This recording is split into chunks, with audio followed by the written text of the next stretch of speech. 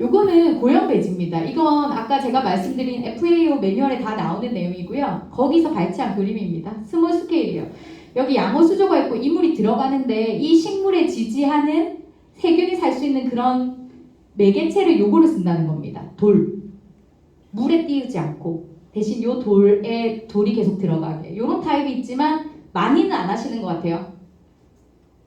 그리고 방막식. 방막식은 요런 식으로 생겼어요. 그러니까 어떻게 됐냐면 요 파이프에 물이 얇게 흐르는데 여기 구멍을 뚫어서 식물을 심으시고 식물의 뿌리에 물이 흐른다고 생각하시면 돼요. 그래서 물량이 작게 됩니다. 그리고 장점은 다양한 시설을 할 수가 있겠죠. 이걸 뭐 5단 심을 수 있고 10단 할 수 있고 3단씩 여러 개를 할 수가 있고 면적이 좀 좁은데도 하실 수 있고 대신 재식량은 좀 작을 수도 있겠죠. 그런 뭐 장단점이 있어요. 그리고 다맥식입니다. 다맥식은 여기 대부분 스티로폼 판을 많이 쓰세요. 그 판에 여기다 식물을 띄우는데 그러니까 식물을 많은 물에 그냥 띄운다고 생각하시면 돼요. 네. 요런 구조. 요거를 다맥식. 근데 이게 일반적으로 상업적인 아쿠아포닉스에서 가장 많이 쓴다고 생각하시면 돼요. 근데 저희는 가시면 알겠지만 견학을 가시면 저희는 이 시설을 만들지는 못했어요. 다맥식 시설. NFT는 있는데 다맥식은 없어요. 그래서 물량이 좀 많이 들어간 저희 양식 수조를 재활용해서 쓰고 있어요. 그래서 그거랑은 똑같다고 생각을 하시면 안 돼요. 일반적인 그 다맥식 시설이랑 비슷한데 물량이 많다. 우리 거는. 요거는 이제 장단점인데 뭐 아까 설명은 간단하게 드렸으니까 한번 읽어보시고요. 그래서 아쿠아포닉스 식물입니다. 식물은 지금 혹시 농업하시는 분 아까 안 계시다고 하셨죠? 식물은 이렇게 기본적인 구조를 제가 넣었어요. 뭐 잎이 있고 뿌리가 있고 줄기가 있고 꽃, 뭐 열매 식물이면 이렇게 될 거고 여기서 중요한 건 우리는 토양이 없으니까 물에 띄어서 이 뿌리로 영양분이 흡수가 될 거고 얘들한테 제일 중요한 다량 영양소 제일 많이 먹는 것들이 있습니다. 질소, 인, 칼륨, 칼슘, 마그네슘, 항. 그렇고 미량 원소가 있는데 얘들은 정말 조금만 있어도 된다. 그리고 없을 때도 뭐 어떻게 생장은 괜찮다 하는 애들은 철, 망간, 아연 같은 애들. 그렇지만 얘들도 소량이라도 있어야 된다는 거죠. 왜냐면 얘들도 분명히 부족하면 결핍 현상이 있기 때문에. 그러니까 식물도 사람이랑 마찬가지예요. 일단 소량이라도 내가 면역력이 좋고 건강할 때 상관없을 것 같아요. 근데 환경이 안 좋고 면역력이 떨어지면 얘들이 결핍하면 바로 질병 오는 거죠.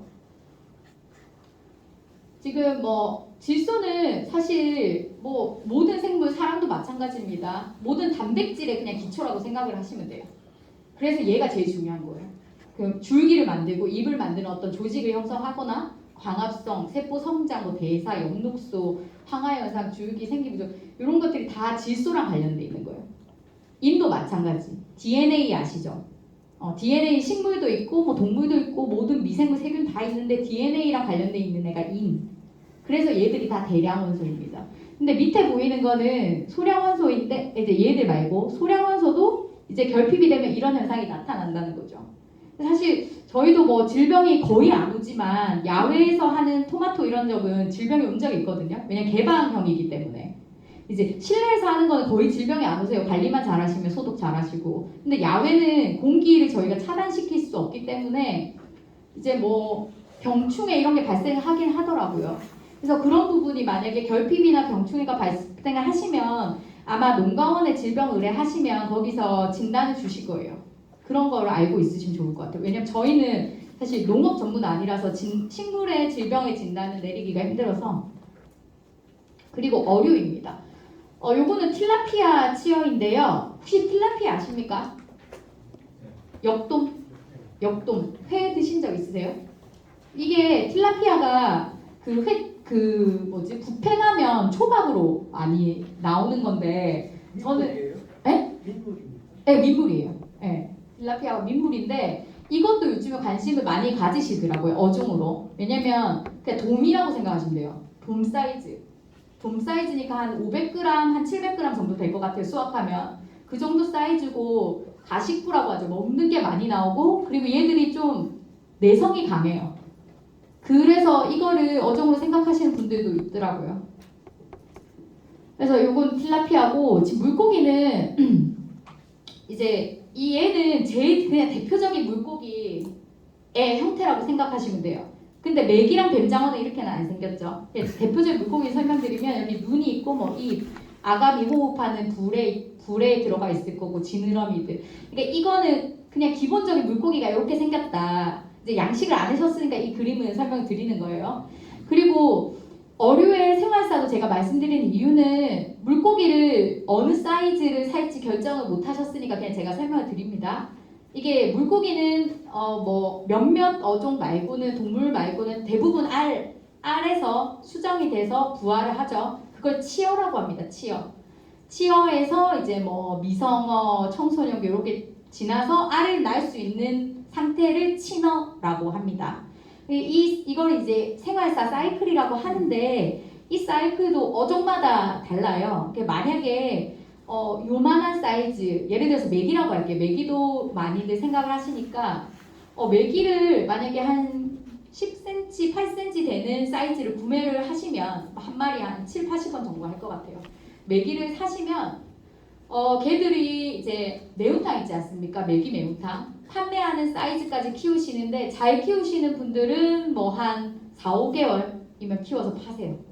잘 키우시는 양식 전문가들 그런 기준이라 생각하시면 되고, 그리고 뭐 틸라피아 같은 경우에는 한 1년 정도 키우셔야 될 것 같고, 그러니까 어종마다 달라요. 그리고 뱀장어 생각하신 분이 있으십니까? 뱀장어 있으세요 지금 집에? 생각만 넣으셨어요? 아니 아직 그렇지 않았어요. 아 양식장은 하셨어요?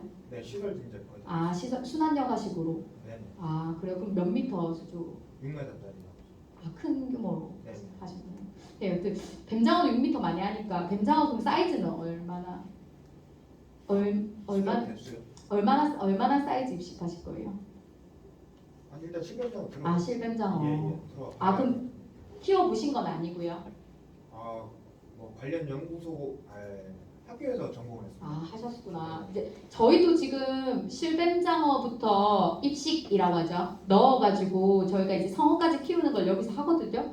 해보면 이제 뱀장어 같은 경우에는 개체별 성장 차이가 엄청 많이 나요. 그래서 실제로 물론 종묘값도 비쌉니다. 이게 들쑥날쑥 하는데 아직까지 뱀장어 문제가 완전 양식이 안 되기 때문에 실뱀장어라고 하는 거를 저 바다 끝 어디 강에서 소상하는 애들이 체포를 해서 저희가 사거든요. 뭐 중국산도 있고 많아요. 한국에서 많이는 안 잡히는데 그게 한 마리에 뭐 쌀 때는 1,800원 했다가 저희가 이번에 샀을 때 4,500원, 3,500원, 8,000원 갈 때도 있어요. 1,000원도 하고 뭐 8,000원도 하고 뭐 여튼 들쭉날쭉이라 근데 엄청 비싸죠. 왜냐면 이제 메기가 한 마리 50원, 80원이면 사니까요. 그 정도 사이즈는 100원 이하로 살 때도 있으니까 엄청 비싼 거죠 뱀장어가. 근데 키워서 보통 우리가 미수로 얘기하잖아요. 뱀장어는 미수로 얘기합니다. 미수라는 거는 1kg에 5미 하면 200g 5마리 요런 사이즈까지 키우시려면은 실뱀장어 입식하셔갖고 잘 키우셔도 1년은 키우셔야 돼요. 1년 정도는 1년 이상. 왜냐면 이제 선발 그룹까지. 왜냐면 이제 100마리를 키우신다고 하면 30%는 엄청 빨리 커요. 그래서 키우시다가 뭐 200g이 된 애들은 선별해서 파시고 또 중간 애들 키우시다가 파시고 이런 선별 작업이랑 이런 것들을 하셔야 되기 때문에 뱀장어가 되게 힘들죠. 근데 대신 고가이기 때문에 선택을 많이 하십니다. 그런 어종마다 차이가 있다는 거고 요거는 이제 물고기에 주는 사료. 그러니까 사이즈가 달라요. 형태도 다르고 이제 뱀장어는 사실 반죽해서 가루를 반죽해서 주기도 하고 요런 잎이 부상사료를 주기도 하고 뭐 여러 타입이 있습니다. 대신 물고기가 새끼 때는 입이 작잖아요. 그럼 요런 미립자 사료 주시다가 입이 계속 커지면 입 크기에 따라 사료를 큰 걸 주문하셔야 돼요. 그 큰 걸 주셔야 된다. 그러니까 물고기 넣으시고 처음부터 이런 입이 작은데 이런 거 사면 못 먹잖아요. 그러니까 입 사료가 그렇게 개발되거든요. 입 크기에 따라서 많은 구형. 그리고 메기 사료, 향어 사료 있고 뱀장어 사료 따로 있고. 물론 사료가 메기, 향어는 지금 구분돼서 팔진 않아요. 그냥 같이 담수 고효율이라서 같이 먹이면 되는데 그런 것들을 알아보셔서 사료를 구매하시는 겁니다. 사료 구매하실 때. 사료 회사는 여러 가지 많아요. 수협도 있고 뭐 대한사료 뭐 여러 가지 사료 회사도 다양합니다. 같은 어종의 먹이도. 양식 어류 관리 요령입니다. 물고기도 마찬가지로 매일 관찰하셔야 돼요. 처음 시작하시는 분들 아니라도 매일 관찰하셔야 얘들이 밥을 평소처럼 1번은 유형이 이상합니다. 물속에서 움직이는 모양이 이상하고 뒤집어지거나 몸을 비비거나 일단 유형이 이상하고 다음은 밥을 안 먹죠. 그 다음으로는 눈으로 티가 나는 뭐 궤양이 생기거나 눈이 돌출되거나 이런 질병이 옵니다. 그래서 매일 관찰을 하셔야 돼요. 그리고 뭐 물 위에 섞여 있지 않고 따로 떨어져 있거나 가라앉아 있거나 떠 있거나 이런 애들은 그냥 폐사될 가능성이 높으니까 그냥 건져주시면 좋고 그렇게 매일 관찰을 하셔야 되고 그러니까 이게 이제 마찬가지로 다 연결되어 있는 거고 어종에 맞는 수지를 제공 아까 말씀드렸죠. 냉수성 어종인지 뭐 온도 범위가 넓은데 잘 사는 틸라피아나 메기 이런 애들인지 공부를 하셔야 돼요. 그런 공부는 저희 과학원에 요청을 하시면 있는 기술지는 드립니다. 뱀장어 기술지, 틸라피아, 뭐 메기, 향어 기술지 뭐 이런 것들이 과학원에서 출판이 됐기 때문에 그걸 요청하시면 받으실 수 있어요. 그리고 요즘에는 그 구글이나 뭐 국립도서관 이런데 매기 매뉴얼 뭐 이런 식으로 치면 다운받으실 수도 있을 거예요 아마. 그거는 무료입니다.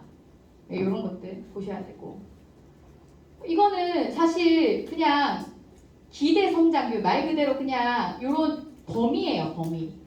그러니까 잉어는 뭐 4도에서 34도까지 살 수 있다. 이 말은 뭐냐면 잉어가 겨울을 견뎌서 사는 애들이잖아요. 밖에서 키웠을 때. 그럼 겨울에는 수온이 저희 같은 경우에 남쪽인데 뭐 한 8도, 10도 이렇게까지 떨어지거든요. 물론 먹이는 안 주죠. 야외에서 키우니까. 거기도 산다는 겁니다. 그리고 34도 엄청 더울 때까지 산다? 근데 대신 적수온은 요거다.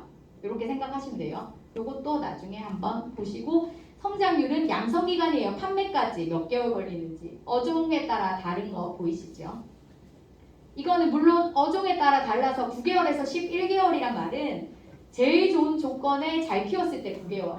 근데 제일 좋은 조건 아니고 그냥 적당히 키웠을 때 11개월. 그 개인차 있으실 거고 관리 기술 따라 이건 다르시다고 생각하시면 됩니다. 잠깐 쉬었다 갈까요? 네. 네, 그럼 어류 질병까지만 말씀드리고 5분만 쉬었다 갈게요. 어류 질병은 저희가 어류 방역센터가 있었어요. 수지를 질병 검사해주는. 근데 방역센터가 수산물 품질 관리원의 이관이 됐어요. 그래서 방역 업무는 우리가 하고 있진 않고 만약에 물고기 질병이 궁금하시다면 거기 전화하셔서 물어보시면 돼요. 수산물 품질 관리원 전국 지소가 다 있습니다. 그리고 이제 동물병원 같이 물고기도 그런 병원이 있어요. 질병관리원. 그런 데에서는 이제 돈을 지불하시고 질병 검사를 하시고 약을 사실 수도 있고 그렇게 아시면 될 것 같아요. 그래서 어류는 스트레스랑 질병 원인이 엄청 많아요. 이건 이제 스트레스인데 아까 물에 암모니아 아질산이 높거나 아니 pH 수온이 급격하게 변하거나 뭐 이런 것들 수질 악화 이런 것들이 스트레스의 원인이고 증상은 이렇게 나옵니다. 밥을 안 먹고 벽을 긁거나 입질은 이제 그냥 물고기가 물 위를 수면 위에 떨어져 입을 계속 뻐끔거린다고 생각하시면 돼요. 그런 것들 다 스트레스의 증상입니다. 그래서 이렇게 아가미가 원래는 선홍색으로 예뻐야 되는데 아가미가 이렇게 하얗게 부식이 되더라. 만약에 잉어과 어류 키우신다면 이거 비단잉어인데 아가미 살짝 들쳐가도 죽진 않거든요. 이렇게 살짝 들쳐보시면 이런 증상이 있다. 그럼 바로 질병을 알아보시면 됩니다. 잠깐 쉬었다가 5분 있다 갈게요.